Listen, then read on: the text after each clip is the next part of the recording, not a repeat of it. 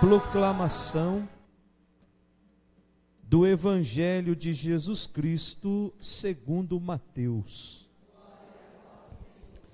Naquele tempo disse Jesus aos seus discípulos: se a vossa justiça não for maior que a justiça dos mestres da lei e dos fariseus, vós não entrareis no reino dos céus.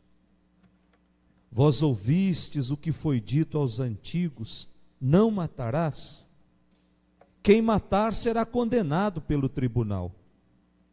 Eu, porém, vos digo: todo aquele que se encoleriza com o seu irmão será réu em juízo. Quem disser ao seu irmão patife será condenado pelo tribunal. Quem chamar o irmão de tolo será condenado ao fogo do inferno. Portanto, quando tu estiveres levando a tua oferta para o altar, e ali te lembrares que teu irmão tem alguma coisa contra ti, deixa a tua oferta ali, diante do altar, e vai primeiro reconciliar-te com o teu irmão. Só então vai apresentar a tua oferta. Procure reconciliar-te com o teu adversário enquanto caminha contigo para o tribunal. Senão o adversário te entregará ao juiz, o juiz te entregará ao oficial de justiça, e tu serás jogado na prisão. Em verdade eu te digo, dali não sairás enquanto não pagardes o último centavo. Palavra da salvação. Glória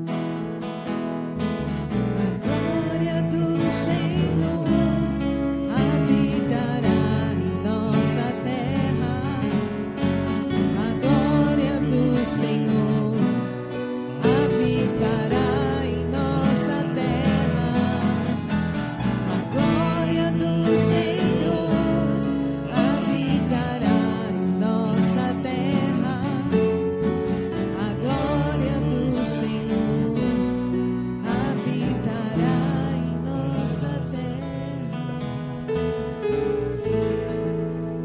Podemos sentar. Caríssimos irmãos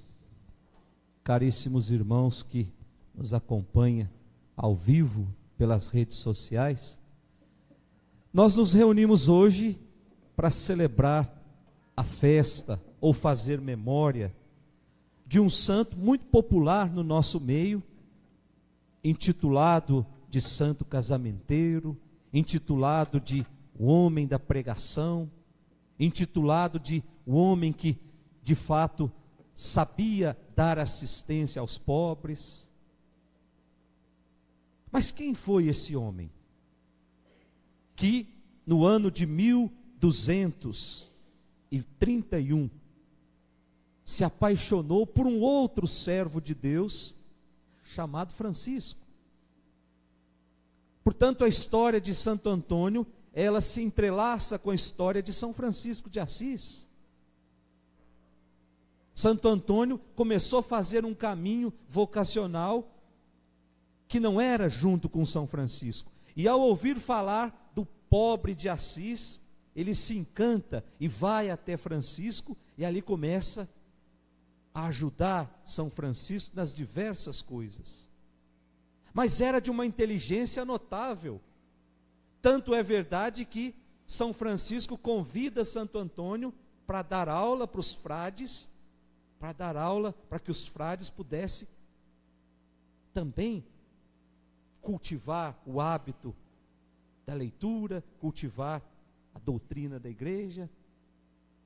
Portanto, Santo Antônio, antes de ser o santo milagreiro, o santo casamenteiro, ele foi primeiro um apaixonado por Jesus Cristo.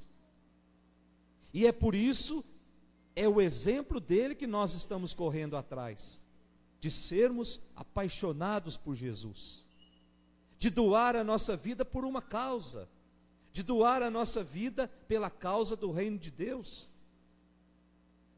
E nesse sentido, Santo Antônio tem muito que nos ensinar. Um homem que se despiu totalmente da vaidade, do dinheiro, do orgulho, da autossuficiência, era de família rica. E gastou e consumiu a sua vida em prol do irmão.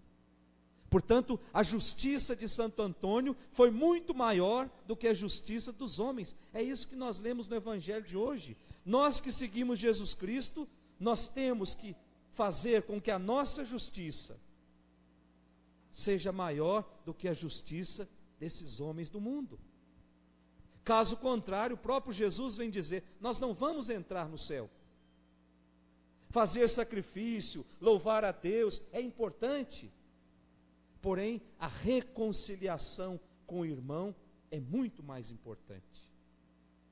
Primeiro precisamos perdoar, primeiro precisamos pedir perdão, primeiro precisamos nos reconciliar com aquelas pessoas que nós ofendemos, para depois nos aproximar de Deus. Não é isso que está no Evangelho de hoje? Não é isso que fez Santo Antônio? Quantas vezes, meus irmãos, nós já comungamos com mágoa dentro do coração? Quantas vezes nós já comungamos com o coração lá nas coisas do mundo? Às vezes nem sabendo o que nós estamos fazendo na fila. Quantas vezes nós já recebemos a Eucaristia indignamente? E essa dignidade, segundo Jesus, está relacionada com o nosso relacionamento com os irmãos. Caso contrário, nós vamos receber a Eucaristia indignamente. A nossa justiça, portanto, deve ser maior do que a justiça dos escribas e dos fariseus. Quantas justiças injusta é praticada no nosso meio? Uma justiça que visa defender muitas vezes privilégios de alguns e a condenação daqueles que pensam diferente. Mas afinal, se fala tanto de justiça, mas o que é justiça? O que nós entendemos por justiça? A igreja define justiça como uma virtude moral que consiste na vontade constante e firme de dar a Deus e ao próximo o que lhe é devido. A justiça para com Deus chama-se virtude da religião. E a justiça para com os homens, ela nos dispõe a respeitar os direitos de cada um, a estabelecer nas relações humanas a harmonia que promove a equidade em prol da pessoa e do bem comum. Muitos dos nossos pecados, nós sabemos, prejudicam o próximo. Assim, as nossas ações se tornam pecado quando elas causam um dano ao outro. Por melhor que seja a minha intenção, se causa um dano ao próximo, configura pecado. É preciso fazer o possível para reparar esse mal. Por exemplo, se eu pego alguma coisa de alguém, eu só vou reparar esse mal quando eu devolver essa coisa para quem eu peguei. Se eu calunio uma pessoa, eu só vou reparar esse mal quando eu peço perdão para a pessoa. Nós não podemos, mas aí eu confesso com o padre e fica tudo certo. A confissão, ela tira o peso do pecador, mas ela não apaga o dano que aquele pecado causou. Por isso, a nossa justiça precisa ser maior do que a justiça daqueles que se julgam importantes. Quando o padre me dá a absolvição, ela tira o meu pecado, mas ela não remedeia o dano causado ao outro. Devemos, portanto, fazer alguma coisa para reparar aquele dano, para restabelecer em nós a saúde espiritual de novo. E isso nós chamamos de penitência. Portanto, eu confesso os meus pecados com o padre. O padre dá a absolvição. Eu estou perdoado. Mas o dano que o meu pecado causou ainda continua causando dano. E é por isso que Jesus fala: então, se você está indo se encontrar com Deus e percebe que o teu irmão tem alguma coisa contra você, ou seja, Se ele tem alguma coisa, é porque você fez alguma coisa. É porque você ofendeu, porque você magoou, porque você não foi justo. Então deixa a tua oferta ali, vai primeiro falar com o seu irmão. Só assim você estará tirando o dano que os teus atos causaram na vida do outro. Portanto, é uma pedagogia muito bonita. O pecado, ele precisa me banhar por inteiro.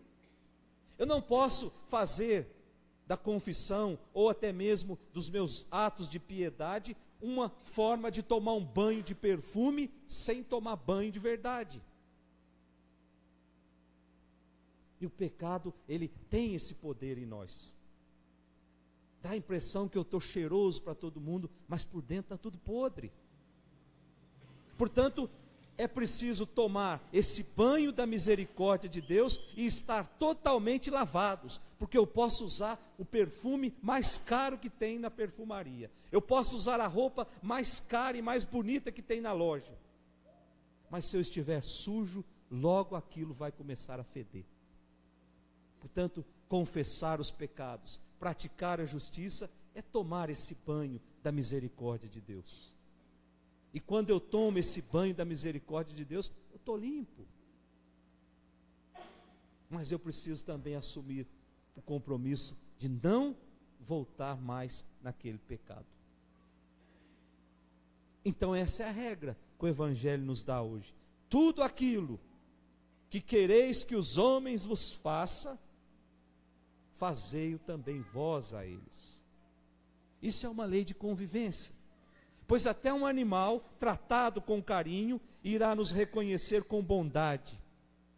Ao contrário, se maltratarmos um animal, nós podemos ser atacados por ele. Foi isso que Jesus ensinou, que a caridade é o bem maior, é a virtude mais importante, não só para os que vivem bem com os nossos irmãos, mas acima de tudo, para nos tornarmos merecedores do céu. Vamos pedir para Deus essa graça, meus irmãos. Nós temos um exemplo a ser seguido. Se a igreja pede que sejamos santos, é porque muitos já passaram por esse mundo e experimentaram da santidade. E hoje a gente olha para Santo Antônio, que experimentou da santidade e diz para todos nós: é possível ser santo, é possível ser diferente das coisas que o mundo me apresenta. É possível fazer com que a minha justiça seja maior do que a justiça dos homens. E aí sim, nós vamos ser merecedores do céu. Temos exemplos, não vamos ser o primeiro. Eu não vou ser o primeiro a almejar a santidade. Passaram muitos por esse mundo que foram santos e nos deram exemplo. É possível. Se eles conseguiram, eu também posso conseguir. Louvado seja nosso Senhor Jesus Cristo,